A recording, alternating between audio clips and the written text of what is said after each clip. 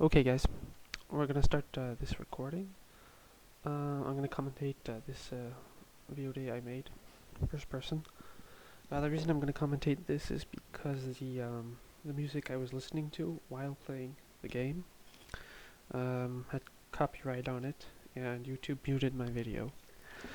So since it's kind of stupid to have a video on YouTube with no sound, I'm just gonna make a commentary. So, there's not much to say about this game. It's not really high level, but I think there's something to learn from it. I'm playing Germany, as you can see, and I'm playing against a Russian opponent. So, another thing you might notice is that the game is already like 4 minutes in, and I started the recording after the game started. On a whim. I just decided that, hey, this game is going alright, so why not record it? So that's two weird things, one on top of the other, that you'll have to deal with. But at least we get right into this action. So, as a German player, I'm playing against a Russian opponent. I haven't even scouted him, and this is because I played him in my last game, this exact same player, Kamdesh, and I lost. So I was figuring he was going to go for pretty much the same thing. There's not much you can do with Russia anyway, that is different and good. So in this game I decided to go for a semi-fast fortress with Germany. So as you can see, I got my TP up during the age up, which gives me the experience I need to get some good shipments in. And my first shipment is 700 wood. This allows me to not chop wood at all, and that's pretty efficient. I think someone did the math. It's like 700 wood is like 1400 villager seconds without upgrades, whereas 700 food is like 800 or something. So it's very cost efficient, and yeah, it's just very cost efficient to send the 700 wood. Generally speaking, especially in that early game when resources are quite limited. So as you can see, I haven't chopped a single bit of wood. The macro's kind of off, but oh well. And I'm setting myself up pretty nicely to get to Fortress in a timely manner. So I made a couple of Ulans. I'm not going to go for a straight up engagement. Ulans are very good, and they're not invincible, obviously. That's actually how I lost my last game against this guy. So I decided to just raid him. I think that making him uncomfortable with cavalry raids was a pretty good idea. So that's basically my game plan as of right now. It's making cavalry Ulans and harassing him without committing to actually anything. And this worked out, well, relatively well for me. And now we have a push from him. So it's a scary push. Actually, not really. It's not really that scary. This is an army that would beat mine in the open. However, the town center fire as well as the crossbowmen, which are ranged, and the minutemen are going to be more than enough to deal with this. And smartly enough, he pulls out. So he made me use my minutemen, but in return I got quite a few units. I think that I was really on the winning side of the trade right here. I get just a bit greedy. I go for this move right here where I try to attack him with Ulans. I don't lose any units. He loses a couple units. It's fine, I guess, since cavalry is very mobile. So good stuff. So I'm in a very good position right now. What else can we say? I'm just going to hop to the Fortress Age to get upgraded Ulans, which are very strong, especially against Russia. and especially skirmishers, which Russians have no answer to except for cannons. Strelets are nice units. I mean, they're very cost efficient. They cost next to nothing, but they're also bad. They have no range, and Germany can really exploit that. So that's the goal of this semi-fast fortress, is to exploit skirmishers and my cavalries and my strong cavalry.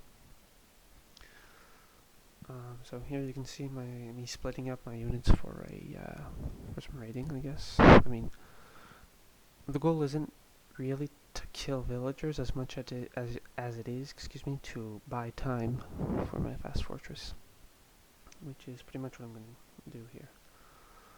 So I'm pretty sure I get that villager. Yep, there he goes. And I continue raiding. I have enough units that I can split my units up like this. So some indecisiveness right here. I try to go for those villagers. I don't get them. He has 8 Cossacks out, it looked like, and these units are going to get caught out a bit. Unfortunate. So I finally get enough resources to age. My macro was actually pretty off this game. I should have had more guys hunting food instead of gathering coin. But things worked out.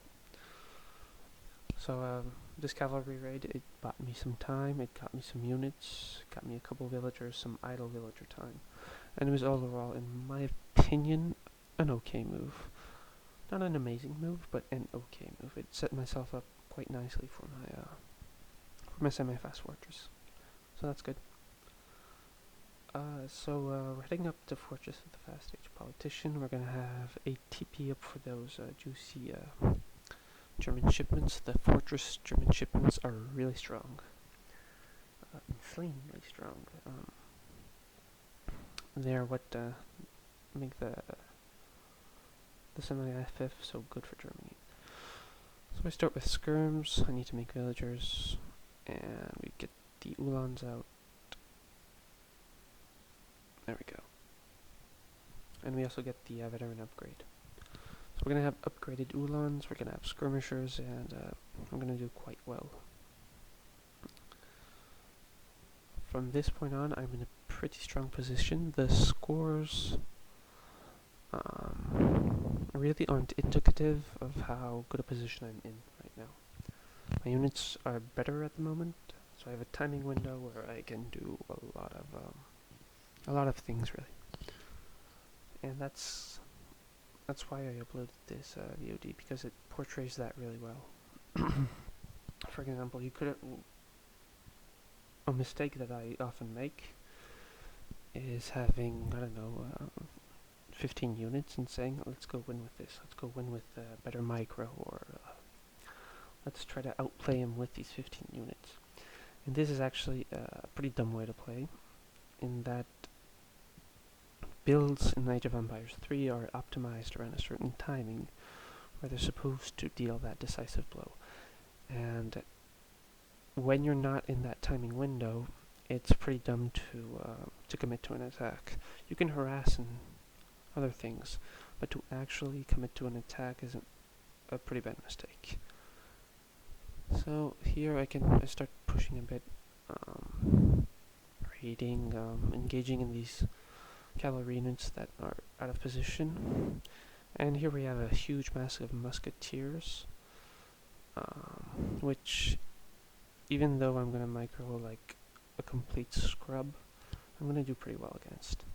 Just because skirmishers and Uhlans are that good. And all of a sudden the scores are exploding in my favor, just because of the German shipments. I think this is really strong against Russia.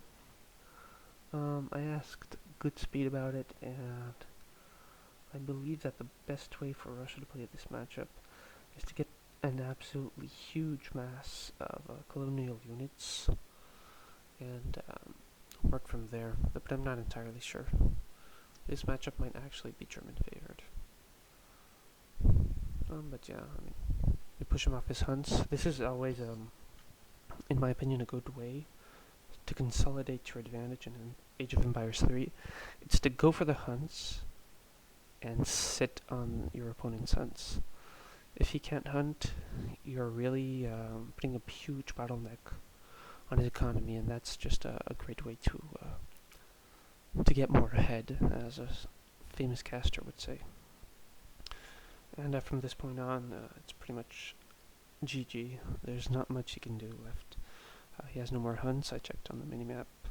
I'm just gonna push this this Casmate and raid those hunts obviously as well.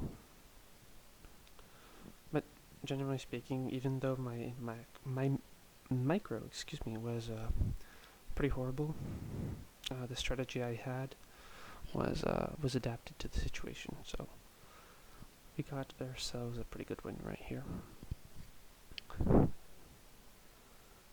And soon enough, we're gonna close out the game. I think that having a good strategy and understanding that strategy is probably the most important aspect of Age of Empires 3. It's nice to have a good build order to use, but if you don't understand the goal of the build order, you're shooting yourself in the foot. This is like that's the kind of mistake I made a lot before. But I think that, like, in this game, even though I don't play superbly, I fix anyway. So as you can see, we do pretty well in this game. A couple of post-game stats, and I hope that you've enjoyed watching this. I'm sorry about the YouTube issue, so at least we got a commentary out.